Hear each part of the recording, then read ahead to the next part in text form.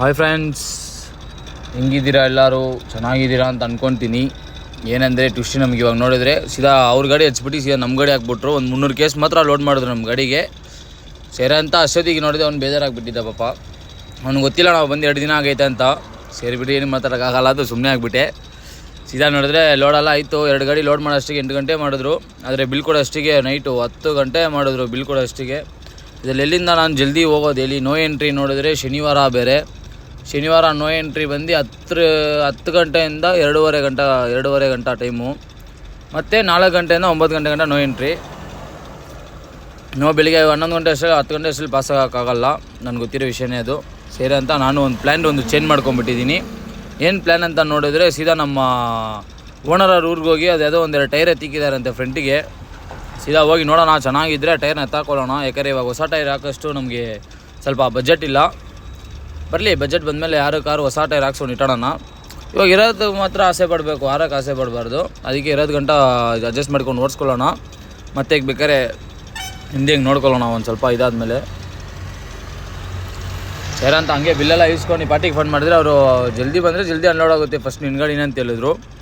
ಸೇರೋಣ, ನಮ್ಮ ಸ್ವಲ್ಪ ಕೆಲಸ ಐತೆ, ಕೆಲಸ ಮುಗಿಸ್ಕೊಂಡೇ ಬರ್ತೀನಿ ಅಂದರು. ಆಯಿತು ಮುಗಿಸ್ಕೊಂಡೇ ಬಾ ಅಂತ ಹೇಳಿದ್ರು. ಅದರಲ್ಲಿ ಬೆಳಗ್ಗೆನೇ ಬಂದರೆ ಒಳ್ಳೇದಂತ ಹೇಳಿದ್ರು. ಯಾಕಂದರೆ ಡೈರಿ ಮಿಲ್ಕ್ ಸಿಲ್ಕ್ ಇರೋದು ನನ್ನ ಗಾಡಿಯಲ್ಲಿ.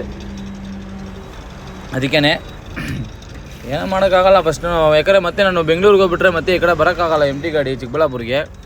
ಈಗ ನಮ್ಮೋನವ್ರು ಚಿಕ್ಕಬಳ್ಳಾಪುರಲ್ಲ, ಅದಕ್ಕೆ ಸೀದಾ ಹಂಗೆ ನೈಸ್ ರೋಡಲ್ಲ ಇಲ್ಲಿ ಹೋಗ್ತಾ ಇರುವಾಗ ನೋಡಿದ್ರೆ ಯಾವುದೋ ಒಂದು ಗಾಡಿ ಫುಲ್ ಹೈಟಾಗಿ ತುಂಬ್ಕೊಂಡ್ಬಿಟ್ಟಿದ್ರು ಲೋಡು.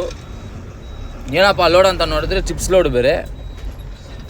ಲೋಕಲಿಗೆ ತುಂಬ್ತಾರೆ, ಲಾಂಗೆಲ್ಲ ತುಂಬೋಕ್ಕಾಗಲ್ಲ, ಸ್ಟ್ರೈಟೆಲ್ಲ ಕೇಸ್ಗಳು ಬರೆದುಬಿಡ್ತಾರೆ. ಸೇರಂತ ನಾನು ಹಂಗೆ ನೋಡ್ಕೊಂಡು ಹೋಗಿ ಸೀದಾ ಕರ್ನೂಲಲ್ಲಿ ಒಂದು ಹಾರ್ಲಿಕ್ಸ್ ಕುಡ್ಕೊಂಡು ಇನ್ನು ಅಲ್ಲಿಂದ ಪಯಣ ಸ್ಟಾರ್ಟ್ ಮಾಡೋಣ ಅಂತ. ನನ್ನ ಸ್ಟಾಪು. ಯಾಕೆ ನಾನು ನನ್ನ ಸ್ಟಾಪೇ ಹೊಡೆದಿರೋದು ಇವಾಗ 2 ದಿನದಿಂದ ನನ್ನ ಸ್ಟಾಪೇ ಬರ್ತಾ ಇರೋದು. ಇವಾಗ ಎಲ್ಲೂ ಸ್ಟಾಪಿಂಗ್ ಜಾಸ್ತಿ ಕೊಟ್ಟಿಲ್ಲ. ಇದು ಕರ್ನೂಲ್ ಒಂದೇ ಸ್ಟಾಪ್ ಕೊಟ್ಟಿರೋದು ನಾನು, ಇನ್ನು ಮುಂದೆ ಎಲ್ಲೂ ಸ್ಟಾಪ್ ಕೊಟ್ಟಿಲ್ಲ.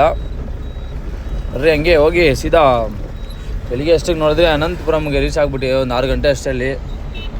ಅಷ್ಟೊತ್ತಿಗೆ ನಮ್ಮ ಓನರು ಫೋನ್ ಮಾಡಿದ್ರು, ಹಿಂಗೋ ಏನು ಲೋಡ್ ಮಾಡ್ತೀಯ ಏನು ಕತೆ ಅಂತ. ಲೋಡೆಲ್ಲ ಆಗಲ್ಲ ಅಣ್ಣ, ಅನ್ಲೋಡ್ ಇದು ಫಸ್ಟ್ ಹೋಗಿ ಟೈರ್ ಹಾಕ್ಸ್ಕೊಂಡು ಹಂಗೆ ಹೋಗ್ತಿದ್ದಿ. ಅನ್ಲೋಡಿಗೆ ಸೋಮವಾರ ತುಂಬ್ಕೊಂತೀನಿ ಲೋಡು. ರಿಸ್ಕಿಸ್ಮಿ ಲೋಡ್ ಅಂತ ಹೇಳಿದೆ. ಸರಿ ಆಯ್ತು ಹಂಗೆ ಮಾಡ ಅಂತ ಹೇಳಿದ್ರು. ಸರಿ ಅಂತ ಅನಂತಪುರಂ ಇದರಲ್ಲೇ ಅಲ್ಲಿ ಉಚ್ಕೊಂಡ್ರೆ ಕರೆಕ್ಟಾಗಿ ನಮ್ಗೆ ಟೋಲ್ ಹತ್ರ ನಾಷ್ಟ ಮಾಡೋಕೆ ಕರೆಕ್ಟಾಗಿರುತ್ತೆ ಅಂತ.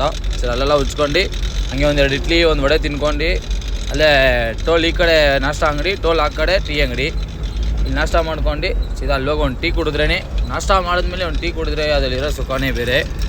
ನೀವು ಯಾರನ್ನ ಆ ಥರ ಟ್ರೈ ಮಾಡಿದರೆ ಹೇಳ್ರಿ. ಟೀ ಲವರ್ ಆಗಿದ್ದರೆ ಕಮೆಂಟ್ ಮಾಡಿರಿ ಏನಂತ. ವಿಡಿಯೋ ಇಷ್ಟ ಆದರೆ ಶೇರ್ ಮಾಡಿ, ಲೈಕ್ ಮಾಡಿ. ನಾಳೆ ಸಿಗ್ತೀನಿ ಫ್ರೆಂಡ್ಸ್, ನೆಕ್ಸ್ಟ್ ವಿಡಿಯೋ